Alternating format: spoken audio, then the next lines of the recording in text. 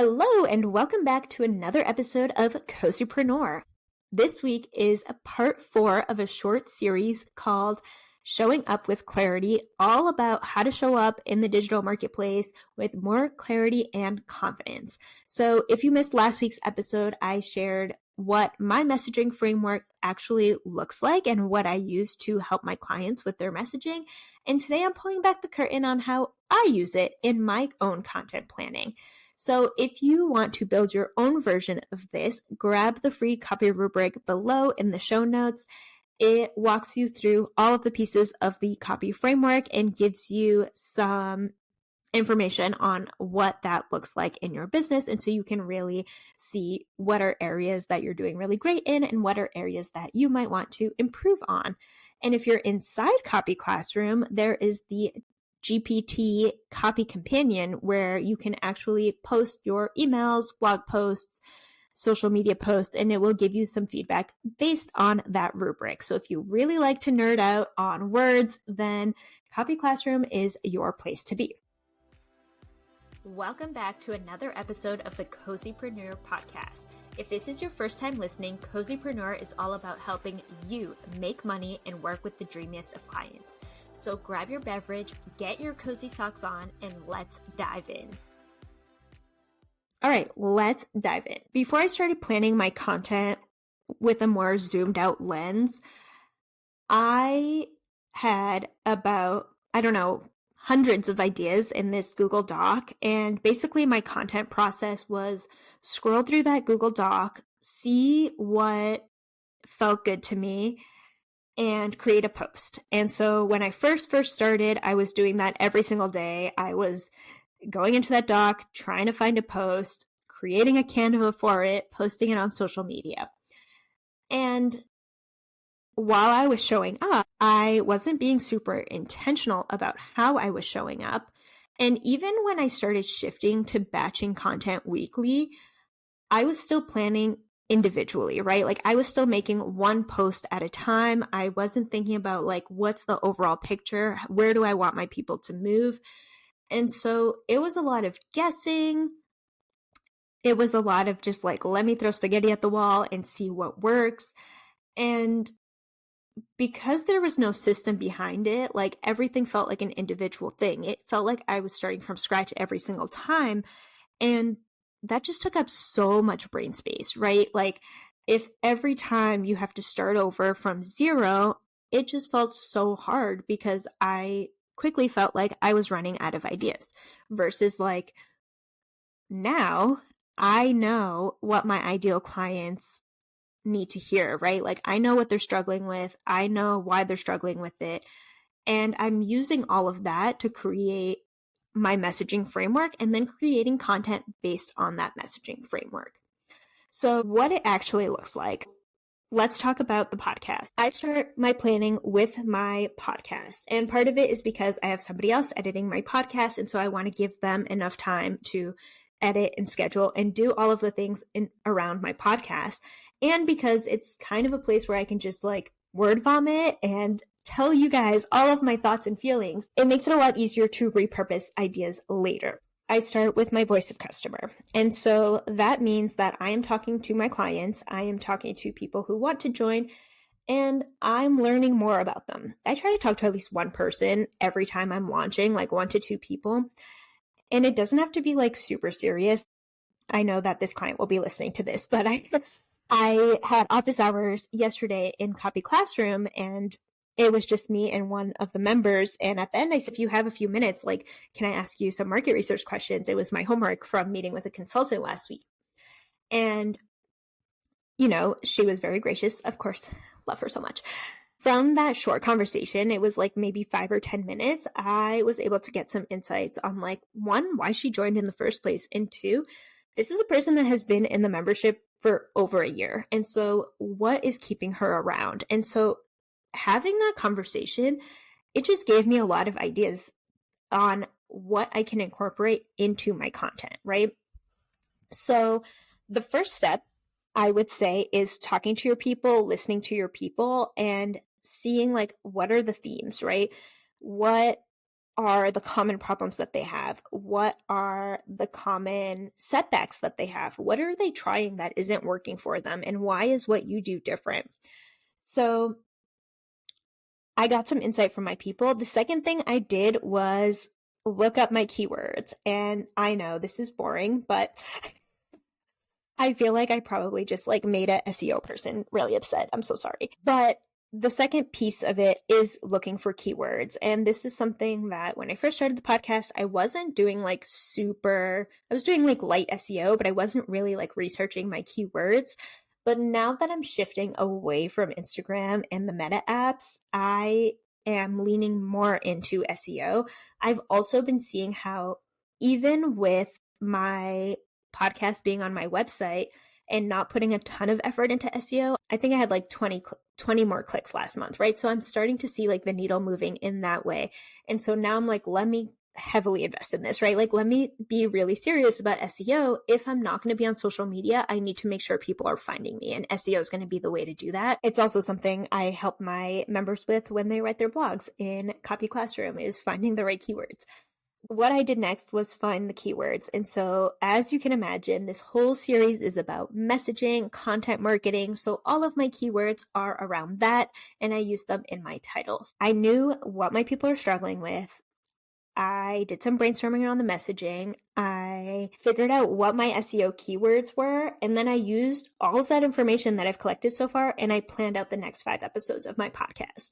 And so that's the series that you are listening to now. I know we're being so meta, but right, you have your problem. So talking about why you don't know what to say when you show up. And I'm not necessarily solving the problem, but I am offering value, right? Like, I'm talking about like, hey, you're struggling with this and this is going to help you. Then you have the assessment, and the assessment is the episode where I talk about just being consistent isn't enough, right? The myth of just being consistent. That's something that's holding people back because they're confused. They're showing up every single day and they're doing the things, but they're not getting the results that they want, even though they're being consistent. So it was really that episode.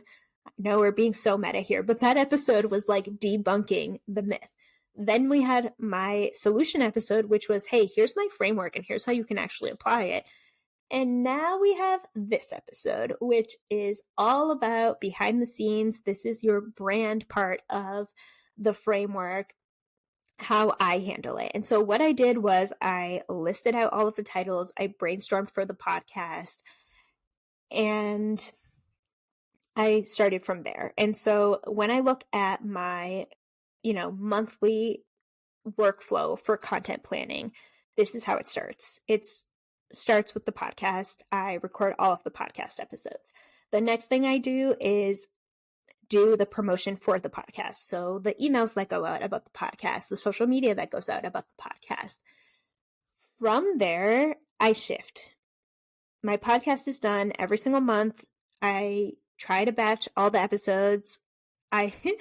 Goals are 1 day. Sometimes it takes me like 5 days. It just like depends on what's going on in the business and how busy I am. And this month has been particularly busy. So I have struggled to batch record these, but they're happening slowly but surely. So I batch the podcast. I have my message from the beginning. I have those SEO keywords. Then I'm going to take that message and I'm going to start writing some emails about it.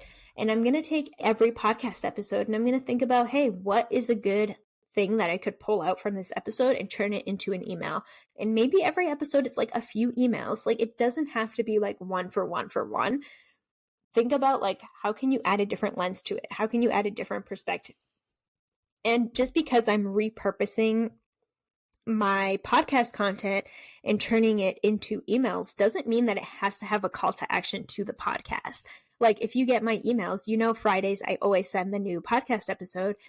But during the week, you're getting emails that are still centered around these same themes, right? Like, it's all one cohesive story. So yeah, now like you can pay attention to my emails and you can get meta as you read them. And if you're not on the list, you can sign up on the website. Basically, I create a plan for my emails. I use the same kind of structure: problem, assessment, solution, product, and brand. I just do the same thing I did with my podcast, and I do the same thing with my emails. So one thing that I get asked a lot is, with this PASP framework, right? Do you want one email to go over the whole framework? And my short answer is no. And the reason why is because when you're thinking about this framework, the whole purpose behind this framework is you're moving people through the customer journey. So, right, if people are starting at problem aware and they know about their problems, but they don't know how to fix them, then they move on to solution aware. They are starting to gather information about the different types of solutions. And then finally, it comes to consideration and decision, where they're like, hey, okay, I know all of these things, and now I need to make a decision about which offer is going to be the right offer for me. And so people are going through this phase as you are showing up. And so you don't want to be like, hey, here is your problem and why it matters and what you want, and here's how I can help you fix it, like all in one email, because that's really overwhelming and it doesn't give people like the time to like process and think. So if you instead are like, hey, here's one or two emails about the problem, and let them sit with that for a little while, and not in like a, hey, I'm trying to make you feel bad, but like, hey, recognize that you have a problem and that I'm validating your emotions and your experience, right? Because it really is about like building that trust with your people. And I like to give this example of, if you had a friend come to you who is really struggling with something and they're really upset, you're not going to jump right into solution mode. You're going to stop and listen. You're going to listen to what are their concerns, and it's your friend. So like, even if they're like a little bit wacky, you're still being supportive. And so you're listening to them, and then you're kind of like, okay, here's what I'm hearing. And maybe you're giving them a little of assessment. And then when they are ready, they might come to you for advice. And that's when you're giving the solution, right? So think about it like that. If your people are like one of your close friends, how can you like take the time to validate their experiences and take the time to really be like, hey, I see you and I see what you're going through, and this is how I can help.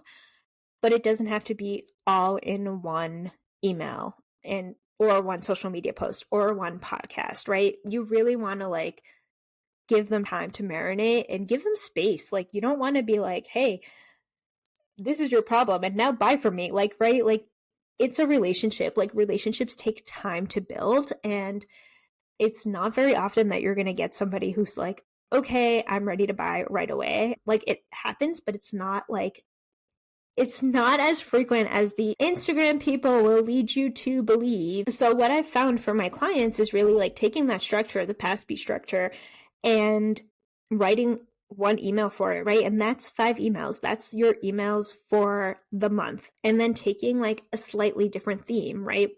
So for me, like, this whole series is all about messaging. And so for this whole month, we're talking about messaging. We're talking about content frameworks. We're talking about content marketing for the whole month, right? And it's not like you're getting the same email every single day or the same podcast episode. There's different perspectives in each podcast episode. There's a different lens in each email.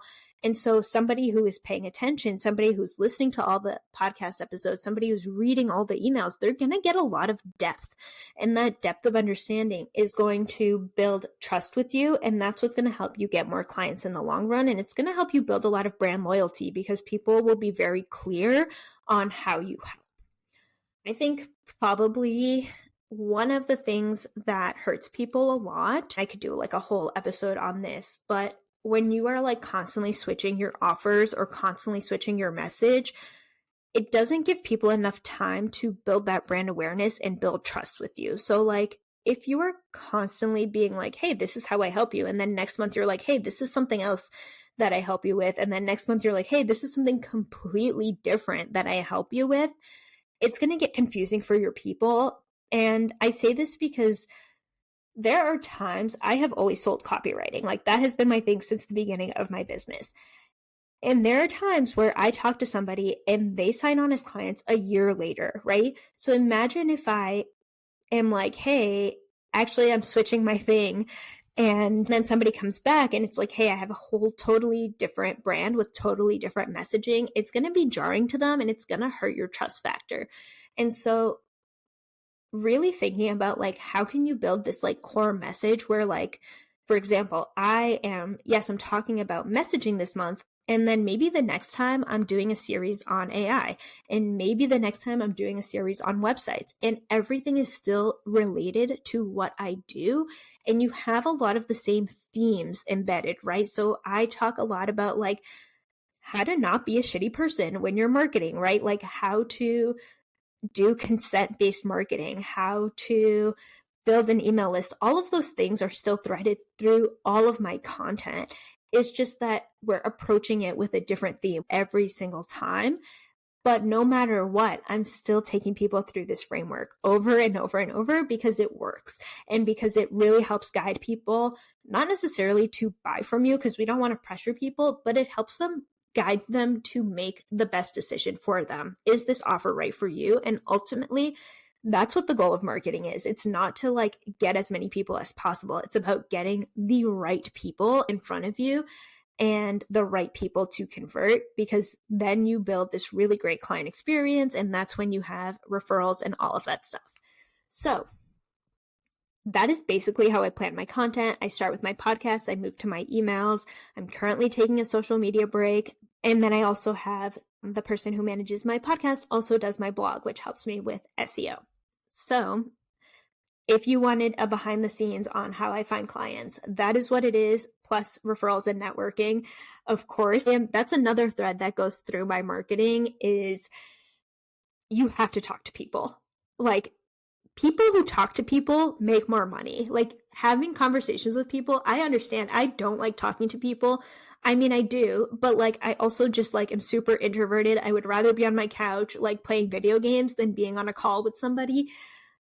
Even though like I actually really enjoy talking to people, it really tires me out. But I will say talking to people has made the biggest impact in my business of anything else. Having those conversations matter. And so thinking about, yes, your marketing is important, your messaging is important, but you can take this messaging and talk to people in person. Hey, here's how I help people. Talk to people at networking events, right? Building those one-on-one connections in person, in coffee chats, that's going to be huge for your business. So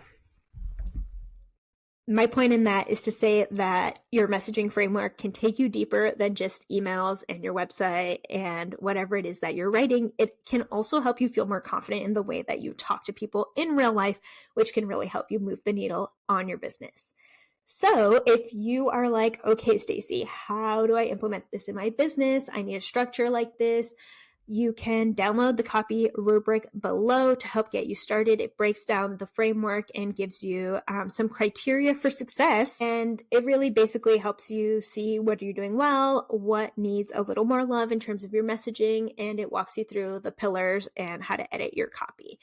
And then if you want some more help with implementing that in your business, check out Copy Classroom. It's going to be exactly where you can build your brand foundations and then also write high converting copy with the eye of a copywriter, aka me. So that is that. Thank you so much for listening. We've got one more episode in this mini series and I cannot wait until next time. That's a wrap on today's episode. If you enjoyed this episode, make sure to rate and leave a review on your preferred listening platform. If you haven't, make sure you subscribe for weekly episodes about how to make money and work with the dreamiest of clients without having to get dressed in the morning. Make sure to check out the show notes down below, and I'll see you in the next episode.